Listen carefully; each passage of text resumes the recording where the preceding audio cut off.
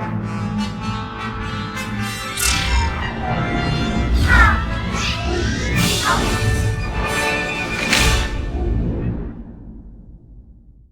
I'm Pamela Davitt with Guard365. We welcome you to our podcast today with Epic Brokers. We're pleased to have Richard May, Strategic Placement Leader of Epic's National Cyber Practice, together with us today, as well as DataGuard's Operations and Chief Information Security Officer, Frank Howard. Welcome, gentlemen. Good morning.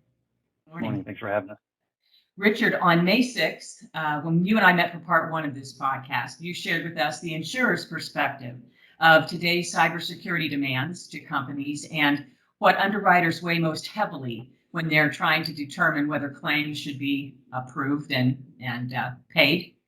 And the insights you provided were really valuable. Today's broadcast, we're going to address 5 categories of questions which the ransomware supplemental questionnaire asks of companies, requirements they need to fulfill to qualify and enjoy ongoing coverage.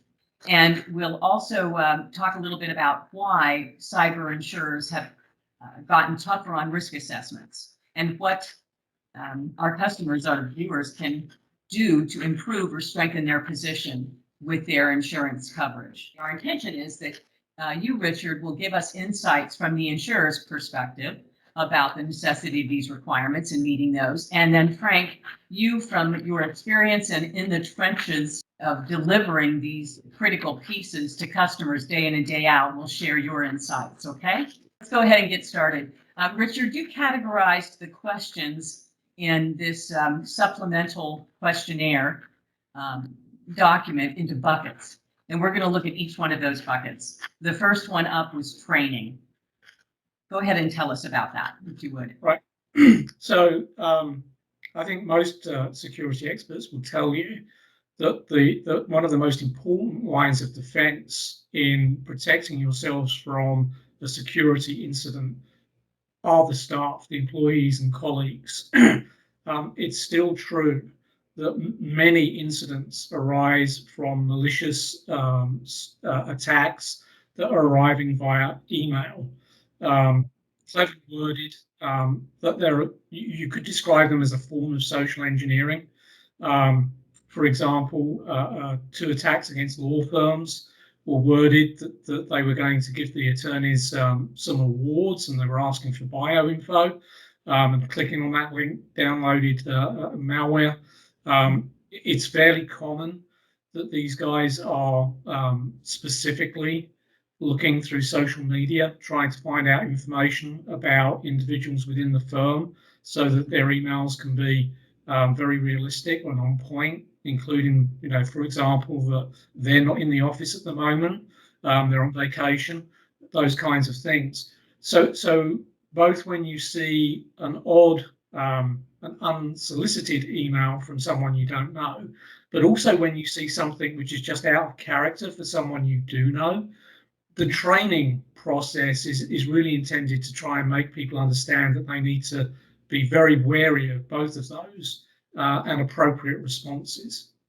As you've said, I'm not a technologist, so I don't exactly understand how the malware works, but that front line of defense, the knowledge of the individuals is super important.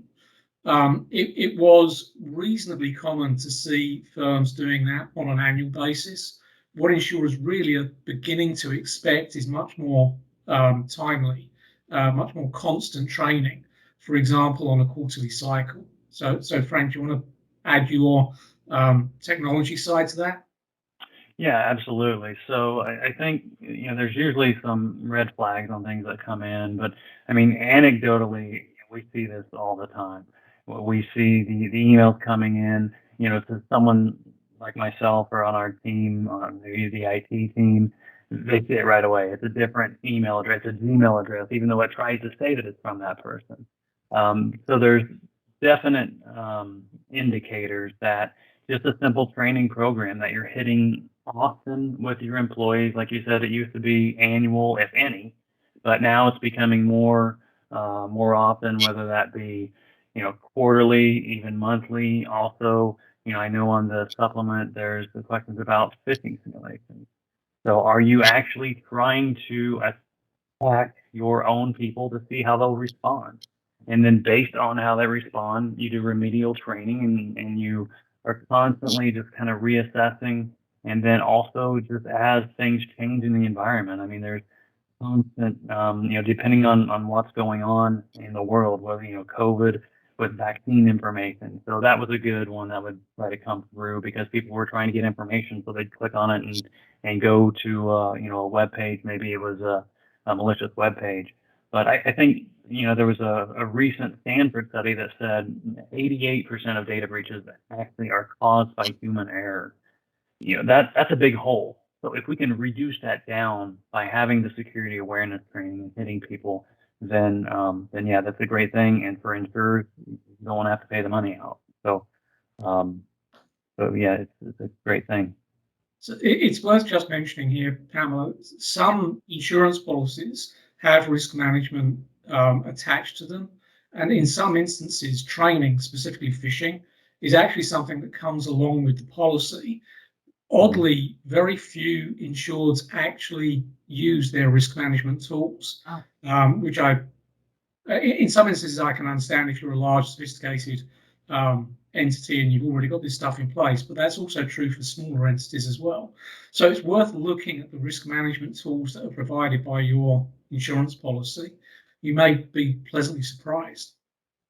And they should take advantage of that, Richard. I hear you Yeah, say absolutely. And a key thing on that, it's almost like people thinking that we can just buy software and it'll solve all the world's problems. If you don't have someone that's in charge of that risk management program, that's taking this training and a program manager that is making sure that people are doing what they should be doing, following up, that's where a lot of things kind of fall through the cracks because no one has ownership of it to actually see it through it. And maybe it's a value thing. They don't see the actual value into it where, I'm glad to see some of these questions now being put by insurers because it's giving a little bit of teeth, right? So the things that we know that they need to be doing, now they have a little bit more of a reason to. Very good. Thank you both. Great comments. What about our second bucket of email?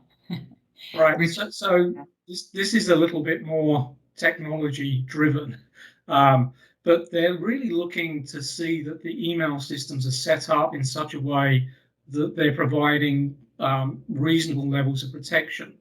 So many people use Office. The questions are perhaps somewhat geared towards the use of email through Office, but they're looking for you to use the Sender Policy Framework, DKIM.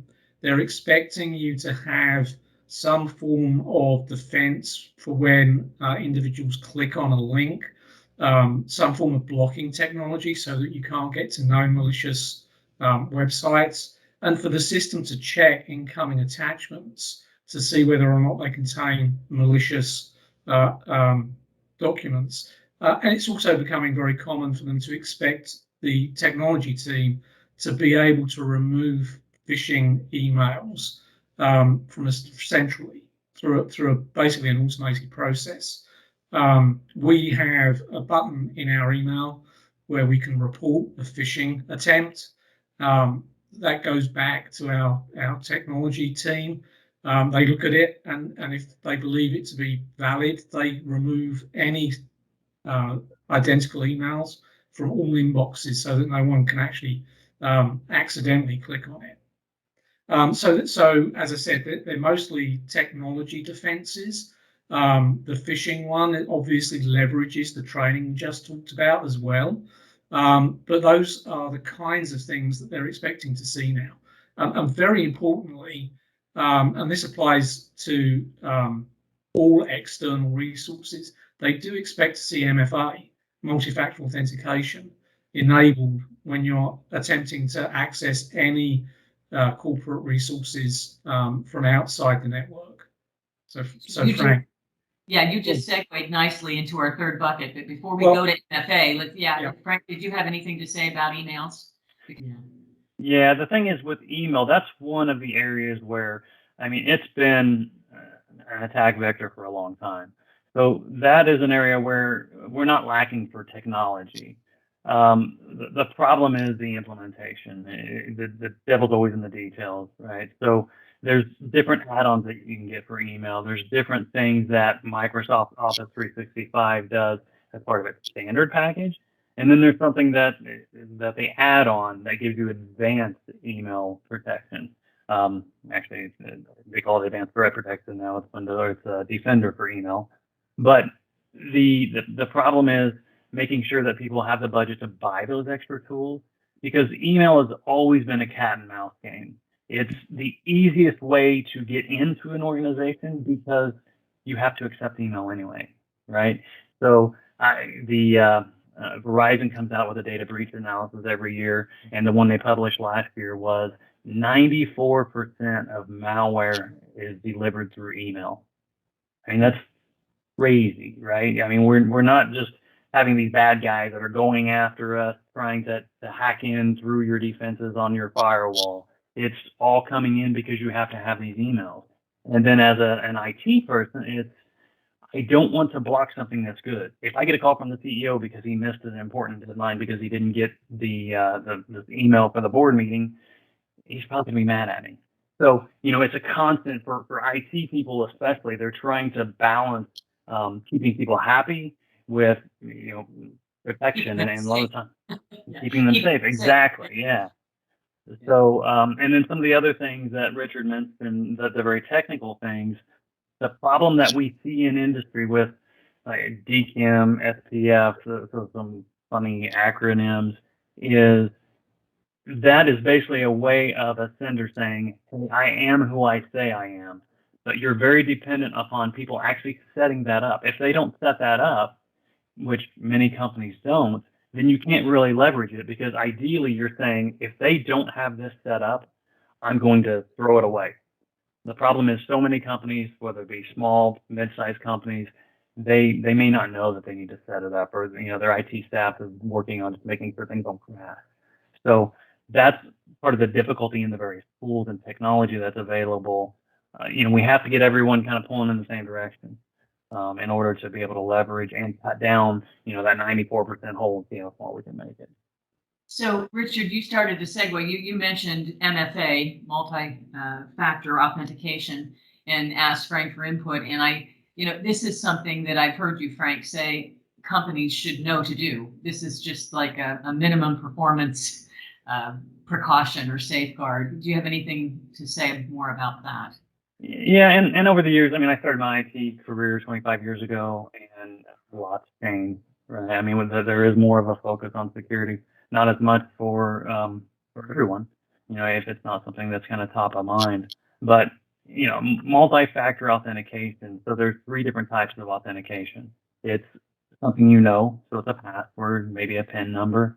Something you have, maybe a key fob, or you might have your phone with a little authenticator app on it, or something you are. So biometric thumb scan, face recognition, that type of thing. So the technology is there. I remember, early days when we had access to VPN of a client, we would have one of those. There was a big blue card that had numbers that would constantly change. It was an RSA ID keypad that we had to enter in. But really beyond that, there weren't a whole lot of people that were using it. The reason I say now it makes so much sense is, one, there's a lot of people being tricked into giving their email credentials away. They get a phishing email that tries to trick them into going in, logging in with their email and password. And then once they have that, they just log in on the back end. You can go to mail.office365.com and anybody can get in. And then they're in, they sit there, they see what's happening. So it's easy to trick you into giving up your credentials. I've seen IT admins give up their credentials, which are really scary situations. But the multi-factor is now common, right? Office 365 provides it. Email provides it. The Google Suite provides it. So there's no excuse not to do it. The excuse a lot of people use, and from a security standpoint, we hear this all the time, it's not convenient. I have to do an extra step. I don't want to have to do that, every so often. And we tell people security is not convenient, but neither is getting taken down by a ransomware attack. Got it. All right. And it's a requirement, isn't it, Richard? I mean, it's just flat out on Right. this. Yeah, question. absolutely. So MFA, multi-factor authentication, is one of those things that's becoming a minimum bar. But there is a second element to it. The other issue that insurers have is multi-factor authentication for privileged users. So that's sitting inside the network. They expect people with privileged access. But they're expecting a couple of things. The first is that they have a separate ID from their regular ID for doing privileged work, and that those separate IDs do not have access to email and other services. And just going back to the previous conversation, the reason for that is because email is such a vector, right? But the second thing they expect is that those IDs are protected themselves by MFA as well. I actually have a question for Frank here. So when I'm talking to my clients, it's reasonably common that they've set up MFA now for those end users coming into the network. It's much less common that they put MFA onto the privileged users, which I find puzzling because when I've read about claims, the real damage is often done by getting access to those privileged accounts, and that's been true for years. So what is it about putting MFA on those privileged accounts which is a barrier? I think the big thing is that it's additional software. A lot of IT doesn't really have the budget. It's smaller groups. They're not adding this technology to their privileged accounts. And with security, there's so many different best practices that should be applied. Just determining, like you said, they're not running with those privileges. It's something that they actually have to have either a second account or a way of actually getting escalated privileges in order to do that with a multi-factor. It's a convenience thing. It's a budget thing. There's multiple roadblocks to making it easy to get that done in all environments. I agree, it's a need and necessity nowadays. Right. So just wrapping that up from my perspective, the insurers are expecting those I guess it's three things, right? Multi-factor authentication coming in from outside the network, a separate privileged user account, and that account is protected by MFA. Those are the three sort of big buckets of protecting the network that the insurers are looking for coming in. And as I said, without those, many insurers are declining out of hand. And Frank, I've heard you take on the hard discussions with customers and don't always tell them what they want to hear, but what they need to do to secure themselves. So here you have it straight from the horse's mouth. Richard May tells you must they need to be told that this is something they should be doing. So it adds a little it makes it a little easier for you to take up those hard discussions maybe. Excellent. So the fourth bucket was endpoint detection response. Frank, how about you take that first? Sorry. This is one of those areas where it is a technology and a people item. I hate to keep going back to the good old days, but the security, the threat landscape has changed significantly over the last 5 years. We used to be able to just have antivirus, and you had Norton or whatever it was back in the day that you had running. And every once in a while, it would catch something, it would block something that was bad, it would quarantine it, and the IT would say, "Yep, that's cool." Once they actually did see it, a lot of times they didn't really have anyone monitoring that. It was just one of those kind of asides that, the threat was you had a piece of malware that didn't really do a whole lot and was probably known, and it was stopped by basic antivirus. Where we've been, not just going, but kind of where we are now, is more of an advanced endpoint protection platforms. There's multiple ones out there, but essentially leveraging technology that not only looks for bad software based on reputation or known bad software, but it's looking for what happens if someone uses my IT tools against me. What happens? I mean, I do network scans all the time because I'm trying to find out what an endpoint is out there. Well, that's a good way for bad actors to do reconnaissance. And if antivirus block that, just because of that software, then it doesn't block it because that's what IT guys do. So now it's a matter of, okay, what else is being done? And you have to have the software that can learn, can identify, can see baselines across your network as far as what's normal. But then based on that, it does a better job of actually alerting, so the detection side of things, the endpoint detection and response. Beyond that, it's a matter of making sure that you're actually doing something with it. There's a lot of automated things that the advanced technology will do now. Yeah. But if you don't couple that, nothing's 100%, right? There's no silver bullet in our industry. I wish there was. But there are typically items, when you look at behavior, you have to see multiple things happen. Well, if you don't trigger on the first thing and maybe trigger on the fourth or fifth, then someone still has to look at what all happened, do analysis to kind of determine what led up, what do we need to fix, where did it come from, how can we prevent this in the future, typical incident response. But it's more than just saying, okay, we have this great piece of software and we just, let HAL do its thing.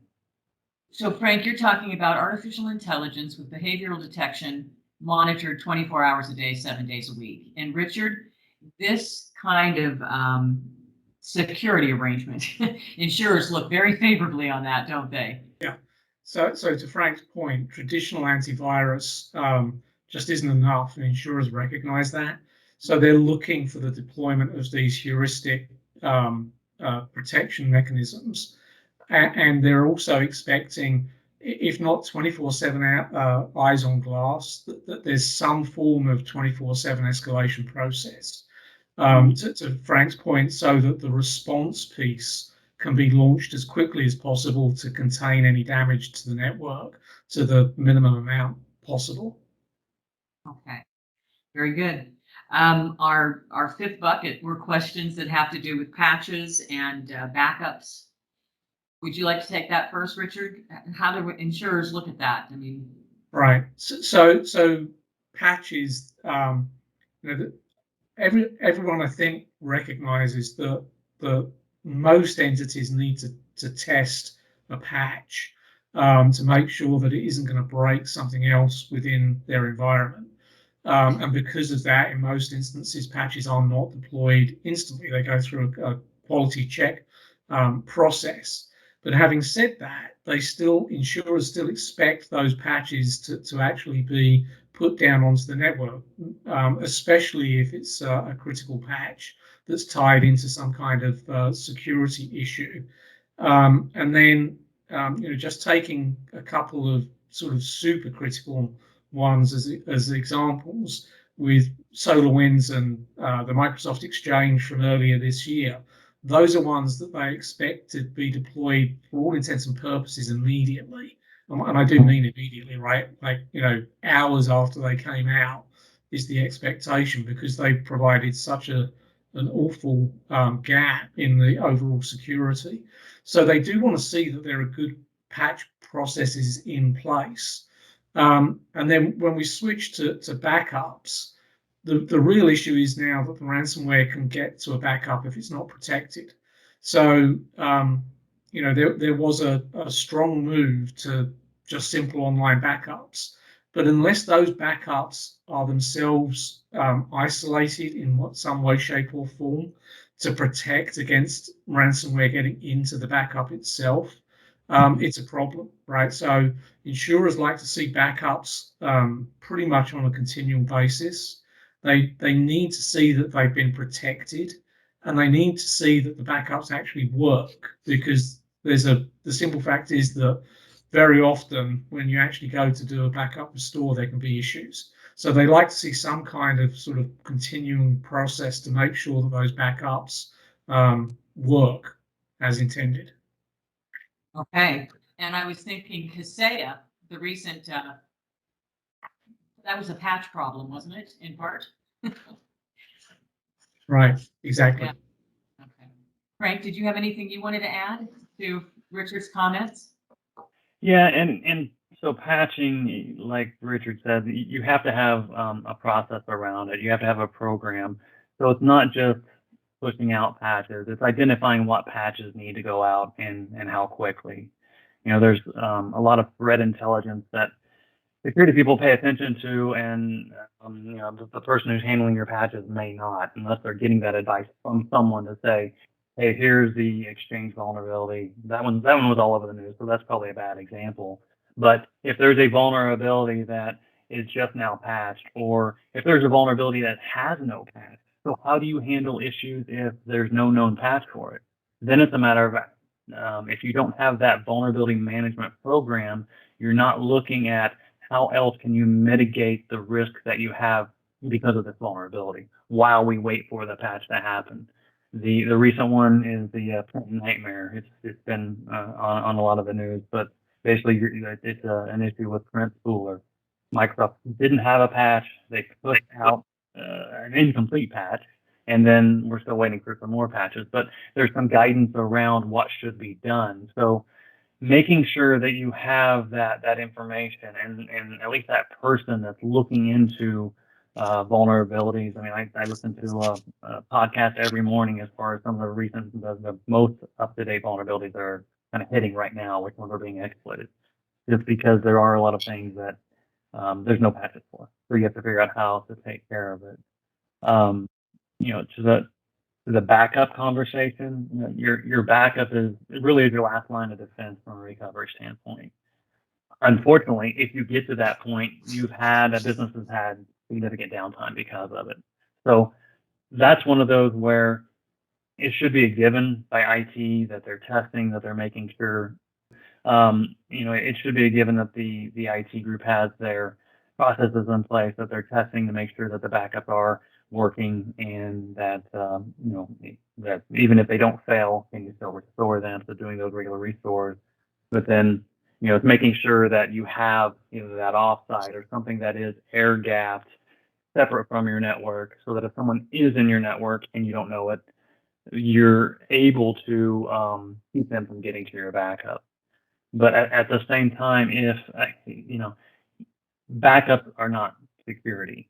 So what we've seen is, instead of relying on a ransomware payment because your data and your backups were encrypted, now they're saying, hey, we're going to exfiltrate your data. We're going to suck all of your important information, and you don't even know we're in there. So we're going to suck it off. And then when you have really good backups, good job. But guess what? If you don't pay us, we're going to release all this information. We're going to contact all your clients. We're going to contact your competitors and give them all this information if you don't pay us the ransom. So I'm glad you have great backups, but if you're not detecting when they're in the network and doing what you can to prevent, and then identify and make sure that the quick action, then your backups aren't going to save you. Thank you. Good to know. We only have a few more minutes. Let's switch tracks and spend those on why cyber insurers have gotten so tough on risk assessments. And Richard, can you speak to what's caused this uneasiness towards managing cyber risk? Right, absolutely. So it's actually what Frank was just talking about, which is often referred to as double extortion. So in the past, ransomware would encrypt a machine, maybe a few machines. It might get to a server, but it rarely went much past that. The current versions are much more sophisticated. We've seen them take down entire organizations on a global basis, taking them 10, 15 days to recover. And as Frank said, they're also now, before they launch the ransom event itself, they're also exfiltrating the data, and they're using that data as an additional lever in the extortion process. They're also going one step further to what we might refer to as triple extortion, where they're actually contacting either individuals or corporations whose data they now have and telling them that they've got this data, and putting additional leverage on the original victim to pay the ransom to them to make sure that they either recover the data and they get the key. So that double and triple extortion is massively increasing the costs to insurers. As Frank said, if you're going to go to the backups because the ransomware has managed to get across the network, you've got significant downtime. And all of these cyber policies have business interruption coverage in them. So the policies are responding to the extortion itself, paying the ransom, to the business interruption element of the loss, which can be very significant, as well as all of the forensics and legal that go around losing the data in the first place. So you've got a huge increase in the amount of claim that's being paid. So an acceleration of both the number of times this is happening, the frequency, and the absolute cost, the severity, is really making a huge change to the insurance marketplace. Thank you. What can people do to improve their position? What can these companies do to improve their relationship and their position with insurers?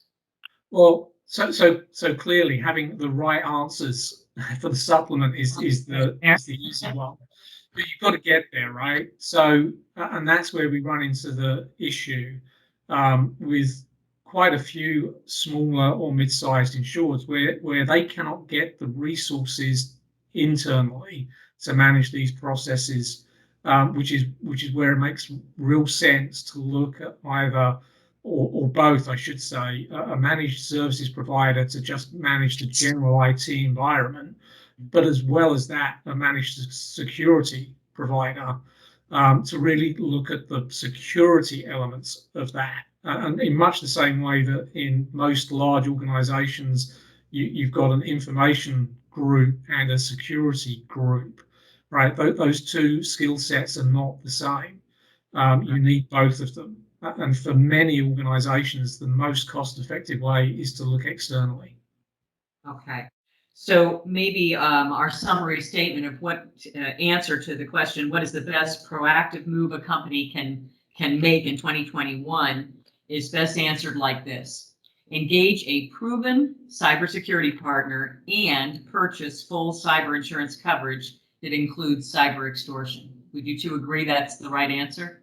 Absolutely. Yeah. And may I add to that, I'll beat you to it, Frank, that a proven cybersecurity partner is one whose customers have not experienced operational downtime nor their data seized or compromised, and they're getting it for a price point, to your point, Richard, that small and medium companies can't afford this, for a price point that makes budgetary sense and is fixed and all-encompassing. So they don't get nickeled and dimed. They can budget, they can afford it, and they have that partner that can make sure they're fulfilling all these requirements on this supplemental questionnaire for ransomware coverage. So we do have a couple of questions from viewers, and let's get those out before we sign off here. With insurance pricing and everything else in life based upon credit or history, what does insurance use to properly price policies on cybersecurity? That's a really good question. And usually it's around loss history. And when I say loss history, I'm talking about the universe of losses, right? So it's an actuarial process based on previous loss history. The problem with cyber is that it's evolving in a way that other lines of business, lines of insurance does not. So the attack vectors, the scale of the attacks, the money involved in the attacks is changing faster than the insurers' processes are really designed to work with. So what that means is that in the current environment, we're seeing insurers stop writing the business because they don't feel they have the information to price it, or they're making substantial changes to the policies in an attempt to protect themselves, for example, by either removing or reducing the coverage for extortion events, or they're looking at the security environment of the company and trying to make an educated guess around what that means from a risk perspective. So what does that mean in the real world? So most insurers actually try to work with existing customers to offer them terms on a go-forward basis. but I've seen as much as a 600% price increase given to a client where they did not have multi-factor authentication engaged in both of those areas we talked about. More and more insurers, as I've said before, are just declining risks outright if they don't feel the controls are correct, or they're doing those limitations around ransomware, for example, and they're increasing the retentions substantially. I've seen the retentions go up as much as tenfold on these risks. So they're trying to do quite a lot of stuff, and it does make it very difficult for me as a broker, because this stuff's happening in real time. So we normally start talking to our clients about their renewals 4, 5, even 6 months sometimes before the renewal date, but the market is reacting in a period of weeks. Okay. So we're seeing changes that are happening on a continual basis. And it really does re-emphasize or change perhaps the cost-benefit conversation around some of the technologies and the training that we've been talking about. Okay, and the second question, we'll wrap up with this. Insurance is historically about assigning fault. If I'm breached through a vendor's system being corrupted like SolarWinds, would my insurance tell me to get SolarWinds to cover my losses, or would my insurance still cover me? And if they still cover me, wouldn't they be accepting risk?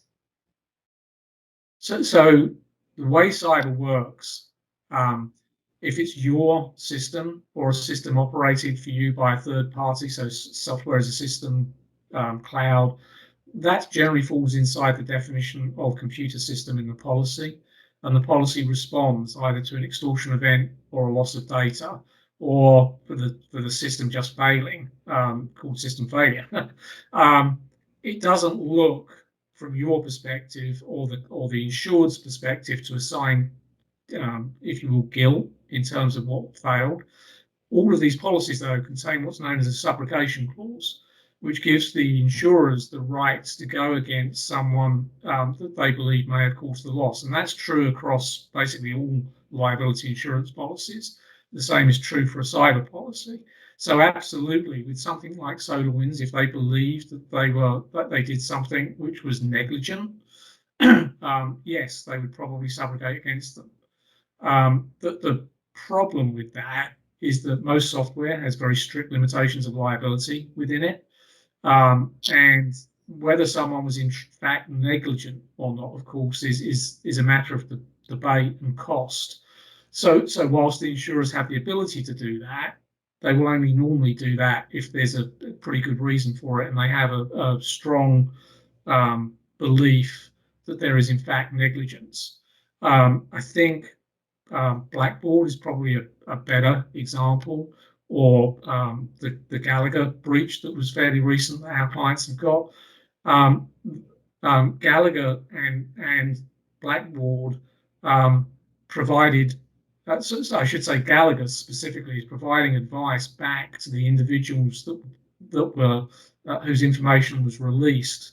So they're trying to do the right thing there. It was their breach, and regardless of who legally was supposed to do the notification, they're taking that on. So and with good reason, right? Because they're likely to get sued by insurers if they don't do that. Okay, very good. So we thank you both. And for listeners, we appreciate you participating or listening in today. We hope that you were able to get some great insights. I feel like you did, and that Richard and Frank did a great job on shedding light on how to best prepare for and manage your company's cyber security risks. So thank you again for your time. Thank you. Thank you. All right. Bye-bye. Bye for now.